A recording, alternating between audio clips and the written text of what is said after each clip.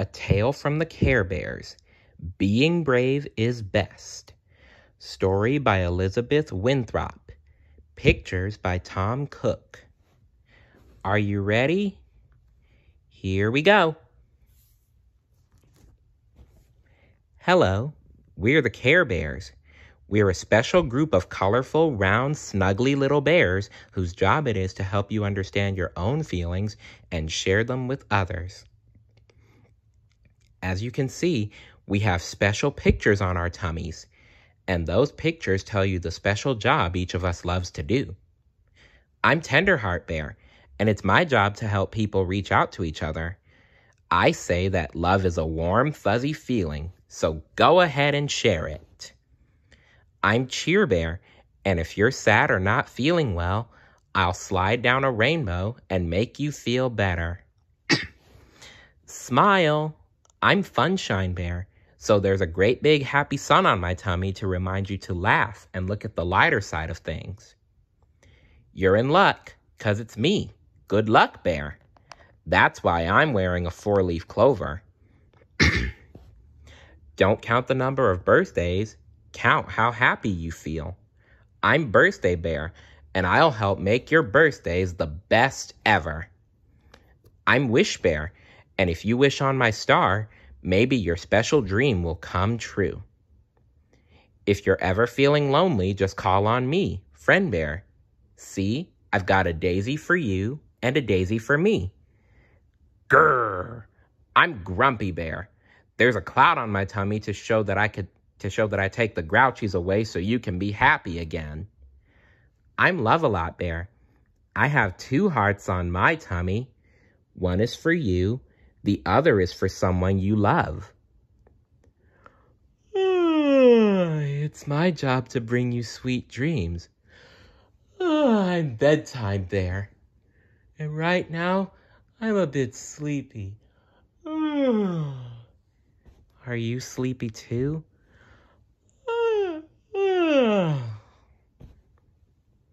Now that you know all of us, we hope that you'll have a special place for us in your heart, just like we do for you. With love from all of us, the Care Bears.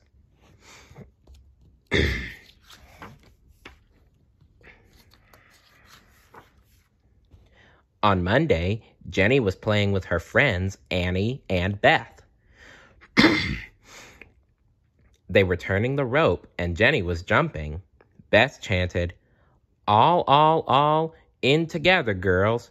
How do you like the weather, girls? January, February.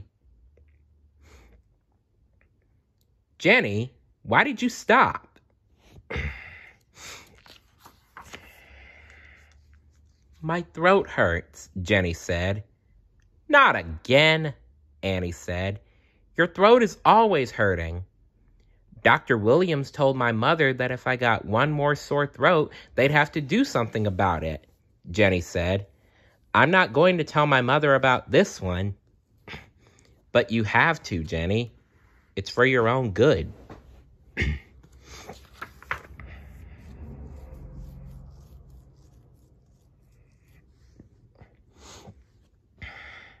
On Tuesday, Jenny felt worse. Her throat hurt so much she couldn't drink her orange juice at breakfast.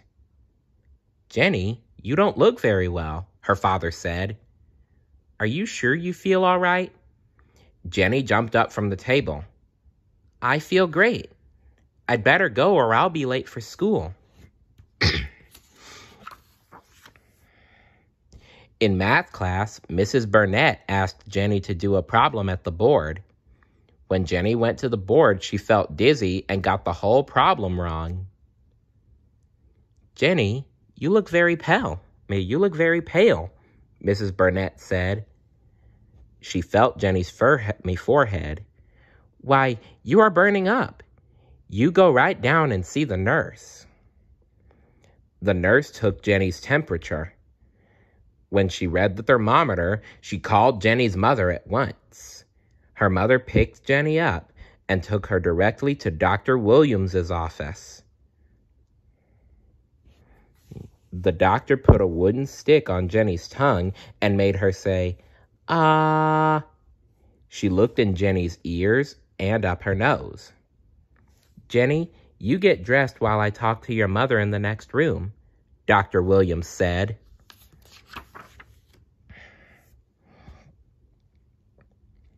Jenny began to feel frightened. Why couldn't the doctor speak in front of her? Did Dr. Williams know that she had said that she had something terrible? What was going to happen to her? While Jenny was getting dressed, she thought she heard something about tonsils and hospitals. "Oh, help," Jenny thought.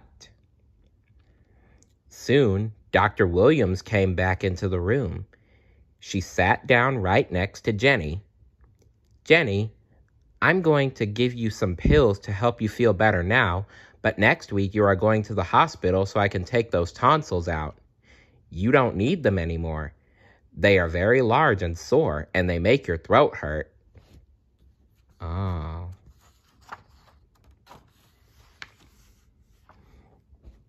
"Will it hurt?" asked Jenny. "You will be asleep during the operation," Dr. Williams answered, "so you won't feel a thing. But when you wake up after the operation, your throat will hurt a little bit. Don't worry, it won't take long to feel just fine again. After this, Jenny, you won't have those nasty sore throats anymore." Dr. Williams stood up. "Now, I want you to go home and think about what I said. If you have questions, you can call me anytime." Jenny and her mother slowly drove home. "Dr. Williams says your daddy and I can spend the night with you in the hospital. He can spend the night in the hospital with you so we can be near you the whole time," her mother said. Jenny didn't answer. She was trying to be brave. She wasn't going to talk about the hospital. She wasn't even going to think about it. She would think about something nice instead, she decided. Something like horseback riding. But that night, Jenny couldn't get to sleep. Her throat hurt and it was hard to think about anything else.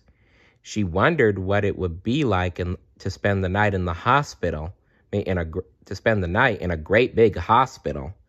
She curled up tight and put her head under her pillow. Suddenly, she heard a pleasant voice calling her name. "Hello, Jenny. Come on out from under that pillow. Why, I slid all the way down a rainbow from the land of Carolot just to see you." Jenny peeked out. There, sitting on her bed, was a pink bear with a rainbow on her tummy. "Oh, it must be Cheer."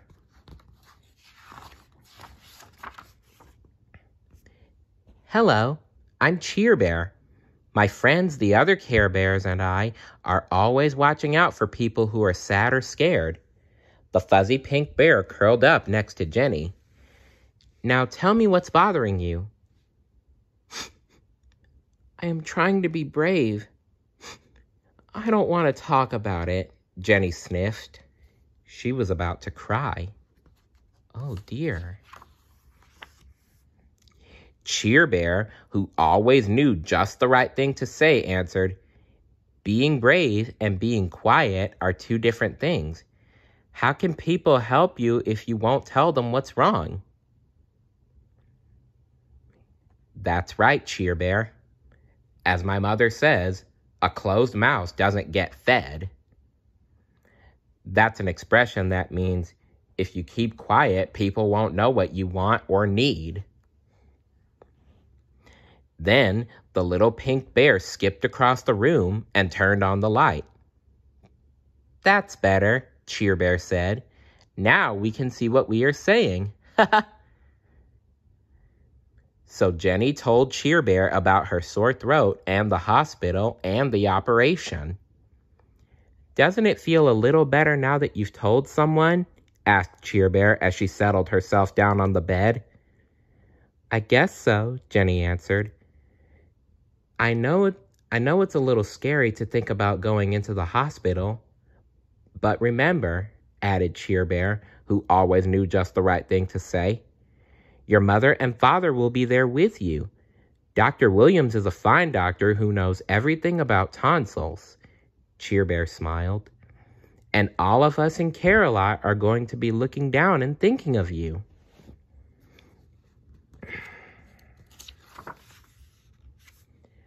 Are you really? Jenny asked. Sure we are. Cheer Bear gave Jenny a soft, cozy hug and tucked her sheets in again. Now you'd better go back to sleep. Will you come back and see me again? Jenny asked. I'll send my good friend Funshine Bear. He'll come and see you in the hospital. Don't forget to look for him, Cheer Bear called as she turned off the light. Jenny watched as Cheer Bear walked up a rainbow that suddenly appeared outside her window. She smiled and soon was fast asleep. Today's the day, Jenny's mother said one morning during the next week. Dr. Williams is expecting you. She reached down and gave Jenny's hand a tight squeeze. Jenny got up and packed her suitcase with her favorite pajamas, her toothbrush, and her soft, cuddly doll.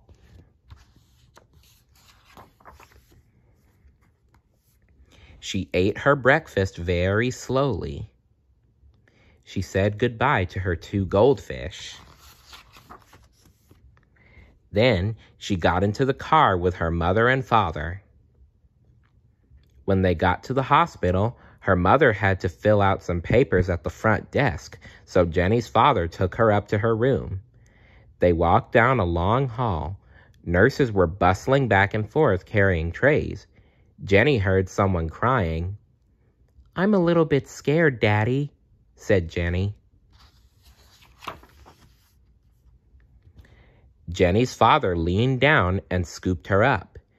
It felt good to be carried, even though Jenny knew that she was really too old for that sort of thing. A nurse with a nice smile came up to them. You must be Jenny, she said. We've been waiting for you. My name is Miss Kent. I'll show you to your room. Jenny had a small, sunny room with a bed by the window. This is a drawer here for your toothbrush and your hair ribbons, said Miss Kent. Here is a closet where you can hang up your clothes. Then she pointed to a button next to the pillow. Anytime you need something, Jenny, you just push this button and I'll come check on you.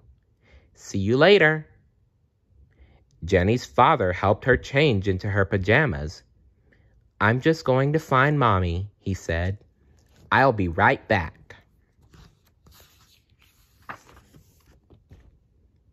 Jenny looked around the room. There were pretty paintings on the wall, but there was a funny-looking machine on the wall right above her head. Jenny hugged her doll close. She didn't want to be in this hospital. She wanted to go home. Psst! Jenny, I'm down here, said a merry voice. There, peeking up from the side of her bed, was a yellow bear. That must be Funshine. Oh, you must be Funshine Bear, Jenny cried. Cheer Bear said that you'd come visit me. Funshine Bear did a little dance and jumped up onto Jenny's bed. And here I am. How are you, Jenny? All of us up in the land of Care-a-Lot have been thinking about you. I'm a little scared, Funshine. This hospital is so big, I want to be in my own room again. But look outside, Jenny. The sun is shining and the birds are singing. Look on the bright side of things. This afternoon, the operation will be all over. In no time at all, you'll be back at school playing with your friends and enjoying ice cream. And no more sore throats, said Jenny. That's right, said Funshine with a little giggle. Now you're looking on the bright side of things. Aha! I hear some important people coming, so I have to go. Remember, we're thinking about you up there. Then Funshine hopped off the bed once again, did a little dance, and vanished in the wink of an eye. Jenny looked under the bed. He wasn't there, and he wasn't in the closet either. She tiptoed to her door to see who was coming and almost bumped into Dr. Williams and her parents. "Why, Jenny, you're just the person I was coming to see," said Dr. Williams. "How are you feeling?" "I'm a little scared," Jenny said, "but I don't want any more sore throats, and I know tomorrow I'll feel glad you took these dumb tonsils out." "That's what I like to hear," said Dr. Williams. "Hop up on this bed. We're ready to go." The nurse came and gave Jenny a shot. It hurt a little bit, but soon Jenny began to feel sleepy. She held her mother's hand as Dr. Williams pushed the bed down the long hall. Just before Jenny fell asleep, she remembered Funshine's little dance. She smiled and closed her eyes. When Jenny woke up after the operation, her mother and father were sitting by her bed. "Hello, Jenny," her father said. "How do you feel?" "Sleepy," said Jenny. She looked out the window. "The sun is still shining, isn't it, Funshine Bear?" she whispered. "What did you say, dear?" her mother asked. But Jenny didn't answer. She had already gone back to sleep.